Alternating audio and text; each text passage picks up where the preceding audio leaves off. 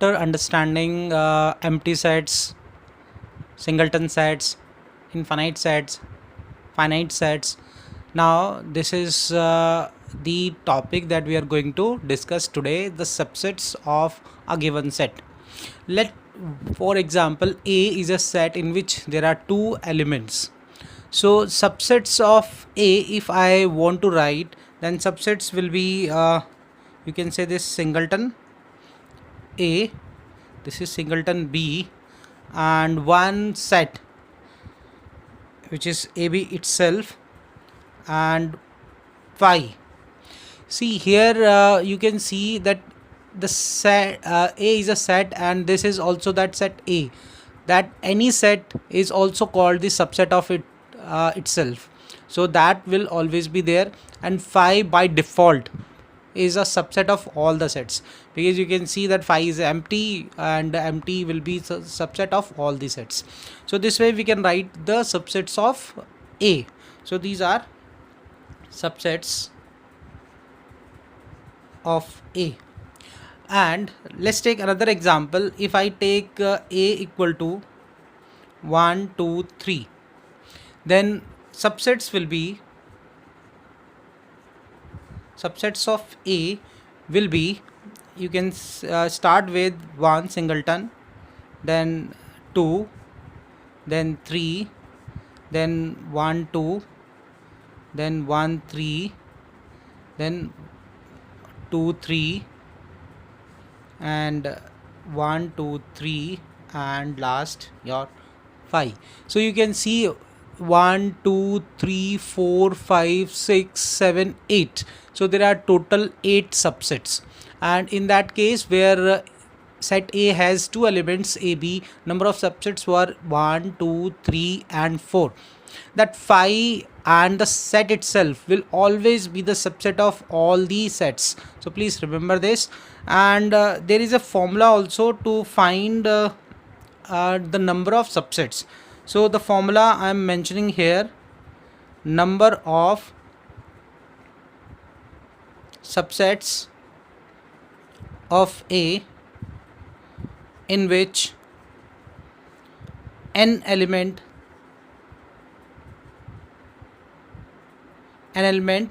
are there is 2 is to power n. So this is the formula, number of subsets of A in which n elements are there is 2 is to exponent n. So remember this very important result. You can see here 2 are the two elements are there in this set. So number of subsets, if I want to calculate, then 2 exponent is 2, that is 4. So you can see the 4 subsets are there. Similarly, you can see that A 1, 2, 3, so 2 exponent 3 is 8. So we have these subsets. Now one important interesting thing, like let's say A equal to 1, 2, 3, and B equals to, this is 2, 3. So you can see all elements of B, which is 2 and 3, are in A. So we say that B is a subset of A, and symbolically we write this as B contained in A. This means that B is a subset of A, or we can say B contains in A. So this is very important notation that you should keep in mind. And if I see, if I give you some another set, let's say C, this is 3, 5, 6. So I can say that C is not contained in A. So this contained means it is B is in A, means all the elements of B are in A. And here when C not contained in A, it means all elements. We are not talking about, remember this, we are not talking about one element or two. We are talking about all elements. All elements should be there in A, then we say it is containing in A. Otherwise we'll say it is not contained in A. Now come to the next important topic, that is the intervals as a subset of R. So intervals means this is a number line. I have taken all these number lines. If see, this circle is not filled, it's empty, and here you see that circles are filled with color, so it is the filled one and this is unfilled one. So if I want to take all the numbers, actually this is real numbers, all the numbers between a and b.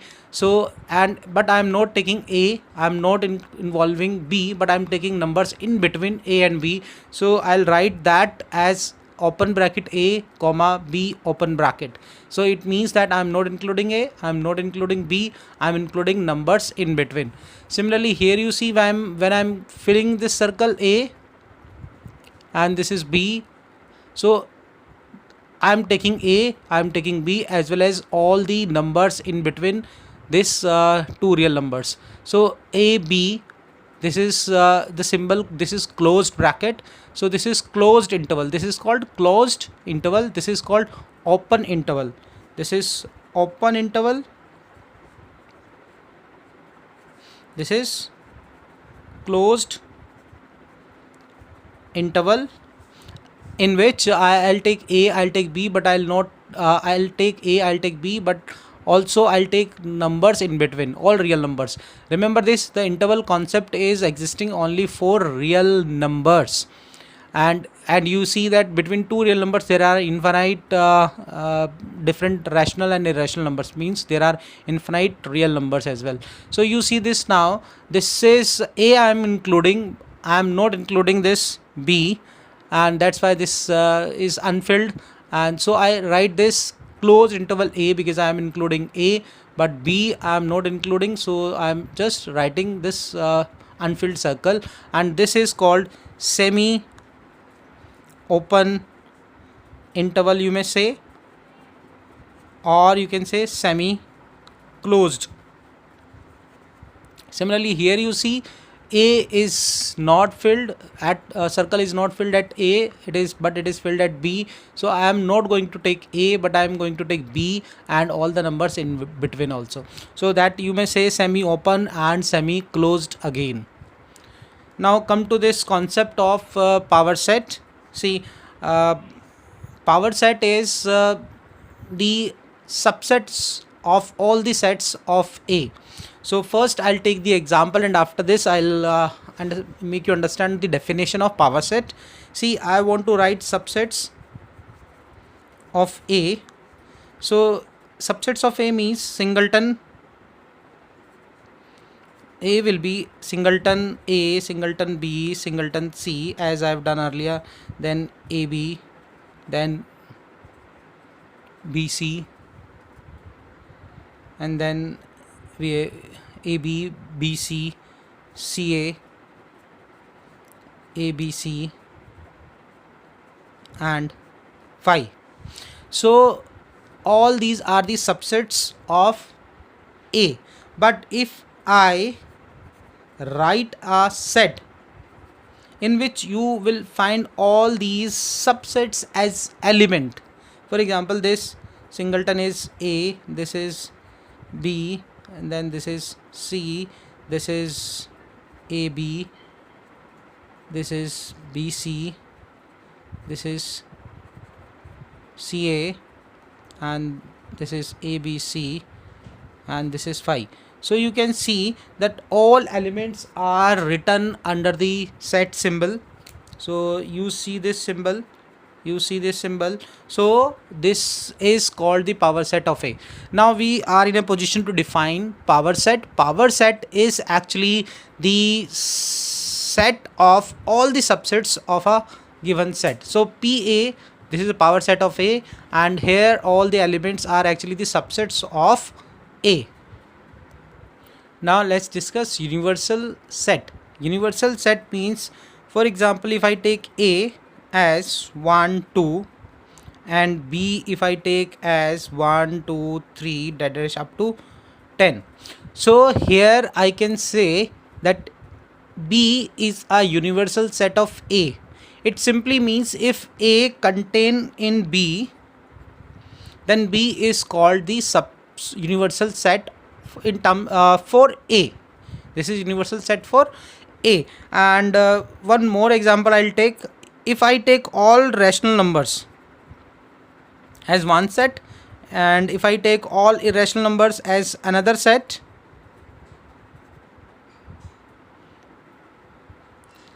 then you know that real numbers real numbers set will be the universal set for rational as well as for irrational set. Reason being that because real number has all the rationals as well as all the irrationals, so real number is a universal set for rational as well as for rationals and irrational numbers. Now I'm going to discuss some basic questions of exercise 1.3, and I'm taking question number 7 because questions before question number 7 are very basic questions and are on the topics of subsets and power sets, so that you already know. So try all the questions before question number 7. Now question number 7 is write the following intervals in the set builder form.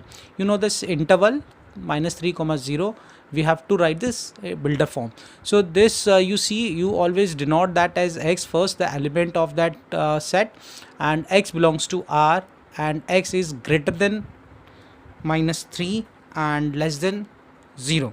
So this you remember one important thing, that intervals are always for real numbers.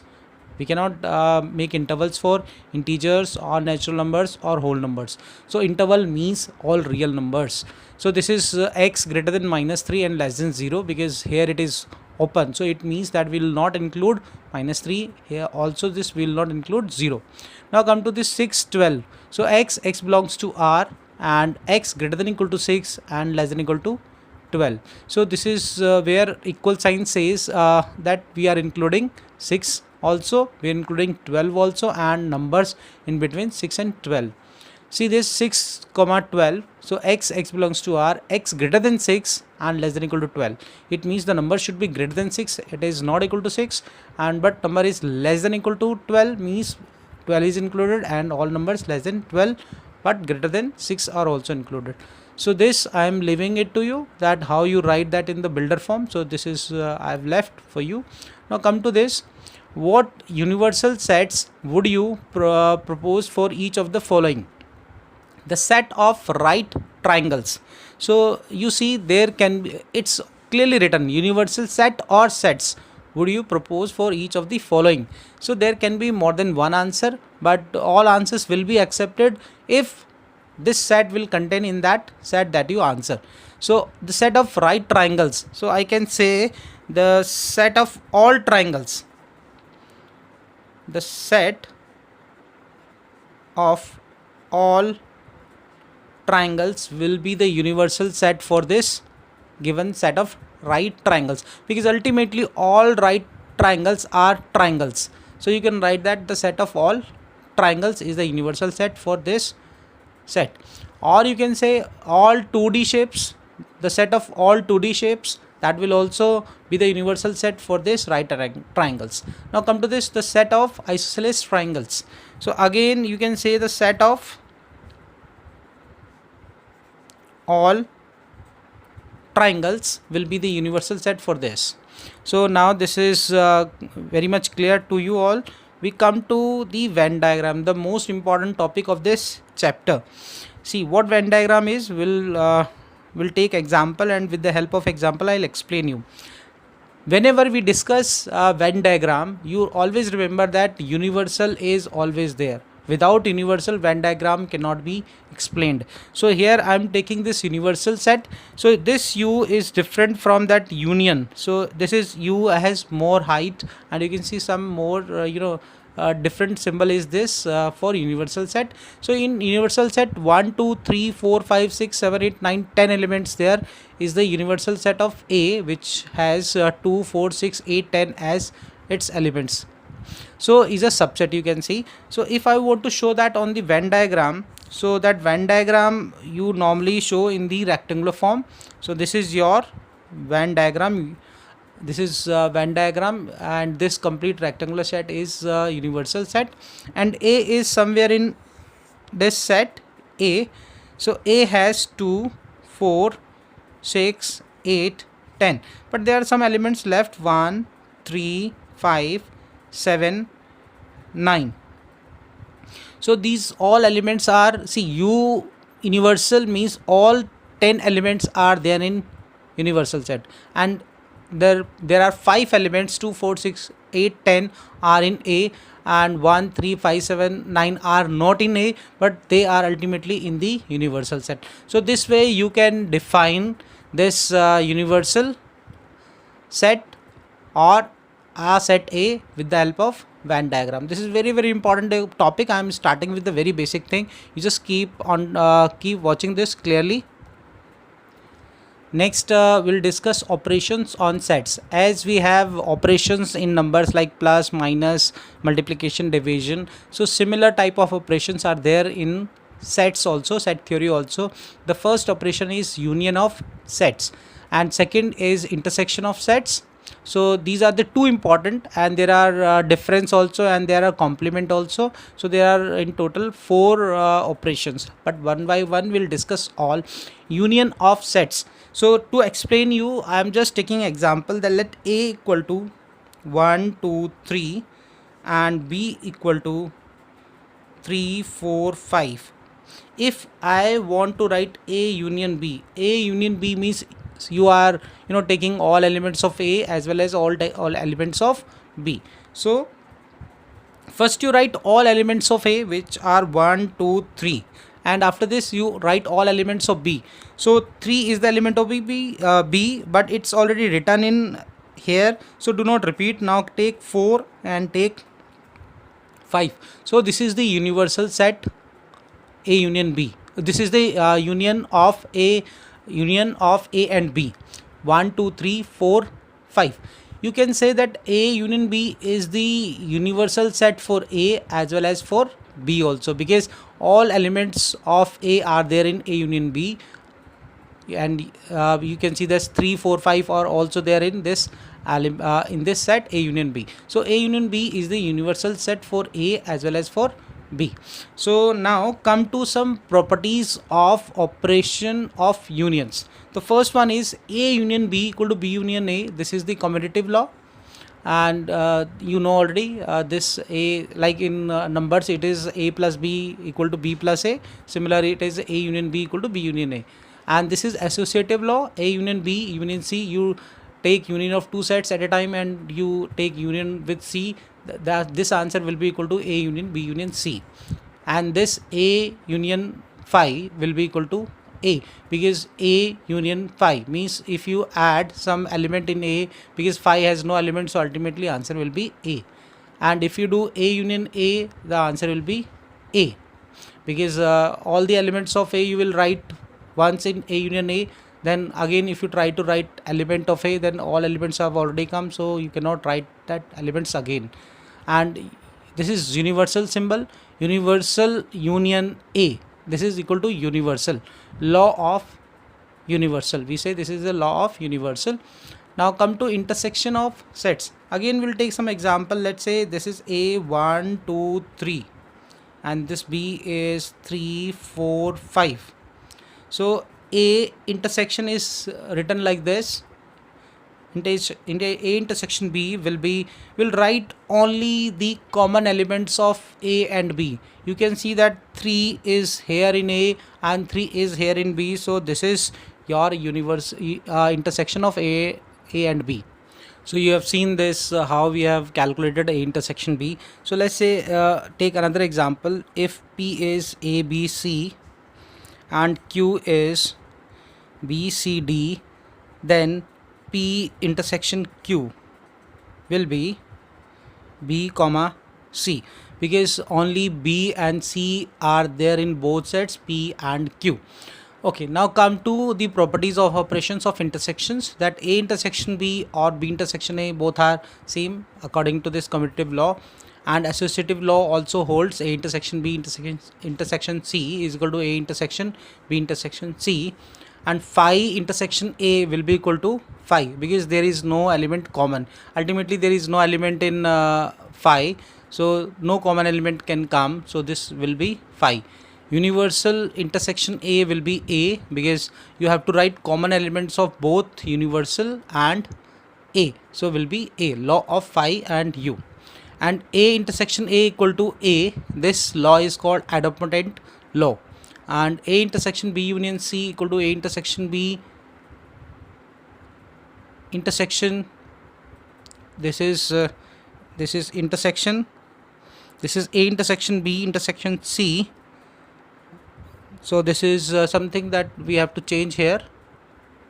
So this fifth one is very important. This is called distributive law. This is A intersection B union C equal to, this is A intersection B union A intersection C.